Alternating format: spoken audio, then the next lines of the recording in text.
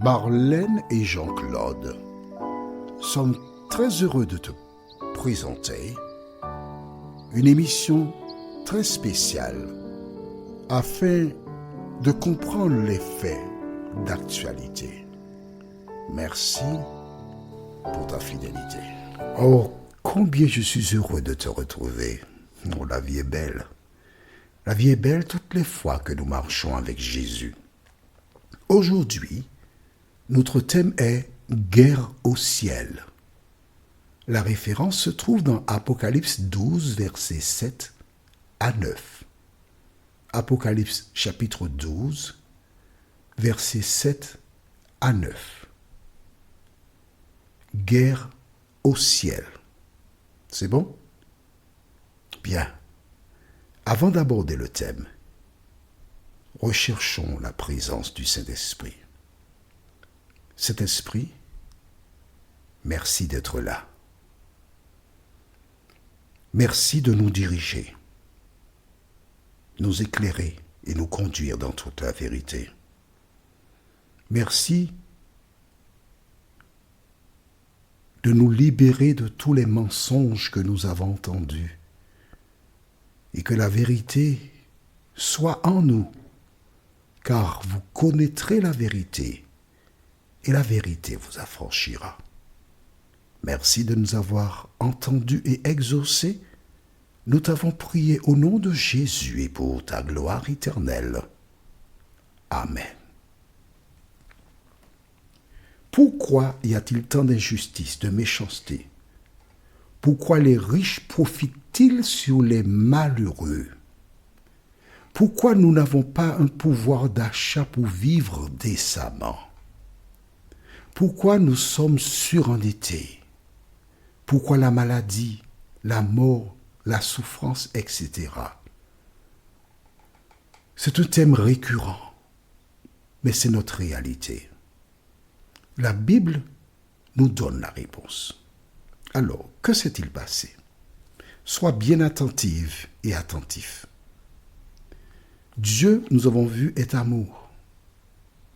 Du reste, nous avons vu dans Genèse 2, versets 15 à 17, que Dieu dit à l'homme, tu es libre, tu peux manger de tout ce qu'il y a dans le jardin. Mais cela m'appartient, tu n'y touches pas, car le jour où tu mangeras de ce fruit, tu vas mourir. Ce sera terminé pour toi. Nous avons vu que un jour pour Dieu, c'est 1000 ans. J'ai pas vu ça avec toi, mais si. Ok, allons rapidement. Rapidement. Je voudrais appuyer quelque chose. On va dans Genèse 5, verset 5. C'est pour les nouveaux, parce que les anciens connaissent là. D'accord? Genèse 5, verset 5. Genèse, c'est le premier livre de la Bible. Genèse 5, verset 5 déclare « Tous les jours qu'Adam vécut furent de 930 ans, puis il mourut. Quand Dieu dit à Adam, le jour où tu en mangeras, tu mourras, il lui a clairement indiqué que le jour selon sa norme à lui. D'accord? Donc Adam est mort à 930 ans, mais il a eu le temps de faire la paix avec Dieu. Et il n'a pas été au-delà de 1000 ans. C'est dans 2 Pierre chapitre 3, verset 8, que nous découvrons que un jour pour Dieu, c'est comme 1000 ans. Et nous avons vu qu'il existe une différence entre les jours de la création, il y eut un soir, un matin, et le jour pour Dieu qui représente 1000 ans. Et nous avons vu que les fameux 1000 ans représentent, à la fin des temps, Dieu emmènera avec lui au ciel les rachetés et ils régneront avec lui pendant 1000 ans. Et cela représente un sabbat. Bon, on ferme la parenthèse. On va aller progressivement. Allons dans le livre d'Apocalypse, chapitre 12, et nous lisons les versets 7 à 9. C'est bon? Lisons. Et il y eut guerre dans le ciel. Michel et ses anges combattirent contre le dragon, et le dragon et ses anges combattirent, mais ils ne furent pas les plus forts, et leur place ne fut plus trouvée dans le ciel. Et il fut précipité, le grand dragon. Regarde bien les noms. Grand dragon. Le serpent ancien, 2. Appelé le diable, 3. Et Satan, 4. Celui qui séduit toute la terre.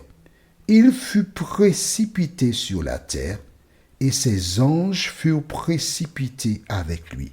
Que s'est-il passé? Ok, je t'explique. Ne t'endors pas, parce que souvent, quand j'explique, certaines personnes sont tellement à l'aise, elles se retrouvent à ronfler. Tu as bien vu que dans Genèse 2, versets 15 à 17, Dieu a donné à l'homme la liberté. Tu peux manger de tous les fruits des arbres, mais quant au fruit de l'arbre de la connaissance du bien et du mal, tu n'y mangeras pas, parce que le jour où tu en mangeras, tu mourras. Tu te rappelles? Bien.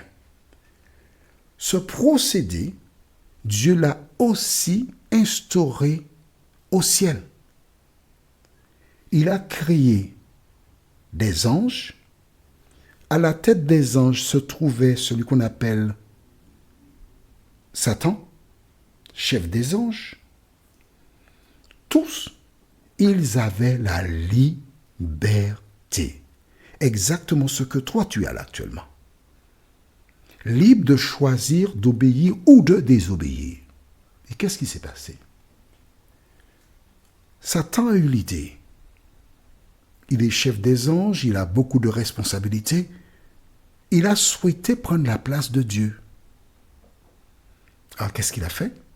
Il a commencé une campagne électorale.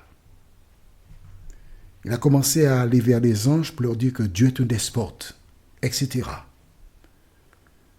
Et dans sa campagne, il a converti un tiers des anges. Dieu le savait. La question que souvent des gens me posent, mais Dieu savait ça et il a laissé Satan faire. Mais pourquoi Dieu a-t-il laissé Satan agir comme ça? Tu te poses la même question. Figure-toi que moi, quand j'étais enfant, je me suis posé la même question souvent. Jusqu'à ce que le Saint-Esprit me donne la réponse. Tu vois, je te donne la réponse. Hein? Quand tu as une question qui te dépasse, pose-toi la question et dis, Seigneur, donne-moi la réponse. Et qu'est-ce qui s'est passé? C'est tout simple. Satan n'a pas tué... Non, pardon, Dieu n'a pas tué Satan. Pourquoi? Réfléchis 2 secondes, tu me donnes la réponse. Tu as trouvé la réponse? Bon, je t'explique alors. Qu'est-ce qui se passe? Si Dieu avait tué Satan, et le tiers des anges, les autres anges présents auraient eu peur de lui.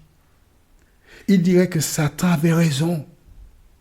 Mais Dieu ne veut pas qu'on le serve par crainte, mais par amour. Tu te rappelles? Ce que Dieu demande, c'est l'amour. Exemple, dans un couple, tu as une épouse au foyer, il ne faut pas qu'elle ait peur de toi, il faut qu'elle soit là parce qu'elle t'aime. Et parce qu'elle t'aime, c'est sûr que tu seras heureux. Donc Dieu, il n'a pas tué Satan pour cela. Satan s'est révolté, il a attaqué, mais Michel et ses anges ont combattu et l'ont vaincu.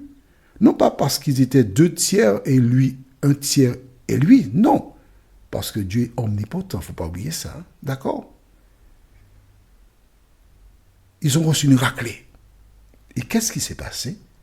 Ils ont été jetés sur la terre. Voici comment ils sont arrivés sur terre. Mais il n'a pas abdiqué. Ah non. En venant sur terre, il a cherché à enrôler Ève et Adam à sa cause. Et en violant l'ordre que Dieu avait donné aux premiers parents, ces derniers firent de Lucifer ou de Satan le gérant de la terre. Et une fois qu'il est devenu le gérant, il a appliqué ses normes. C'est pourquoi tu entends qu'il y a des crimes qui se font un peu partout dans le monde, où des gens tuent. Ils sont ingénieux au mal. On se demande jusqu'où ces personnes iront. Mais je te rassure, Dieu a un plan. Il a un projet pour ses enfants.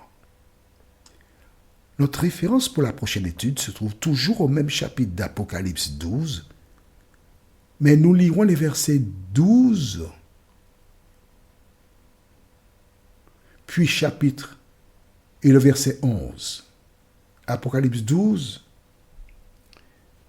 Et nous lirons, pour que tu comprennes mieux, on va lire à partir du verset 10 jusqu'au verset 12. Apocalypse 12, verset 10 jusqu'au verset 12. D'accord? En attendant, prions. Notre Seigneur et notre Dieu, merci pour la parole. Merci, nous comprenons que il y a eu guerre au ciel. Il fallait que Satan soit projeté quelque part. Nous ne savons pas pourquoi que tu l'as jeté sur la terre. Nous n'avons pas à chercher à comprendre. Tout ce que nous savons, c'est que, bon, ce qui est caché est à Dieu et ce qui est révélé, c'est aux hommes. Merci de nous aider à comprendre que tu ne nous as pas laissés seuls, tu ne nous as pas abandonnés, mais tu as prévu le plan de la rédemption pour tes enfants. Garde-nous dans ta paix et dans ta grâce. Nous t'avons prié au nom de Jésus et pour ta gloire éternelle. Amen. Que l'Éternel continue de te faire du bien et il me tarde de te retrouver. Nous sommes parvenus au terme de notre réflexion. Si d'aventure tu as une question, il te suffit d'envoyer un message par le biais de WhatsApp au numéro suivant, plus 596 696 88 93 93. Et alors Jean-Claude, moi, je me ferai un réel plaisir de répondre à ta question.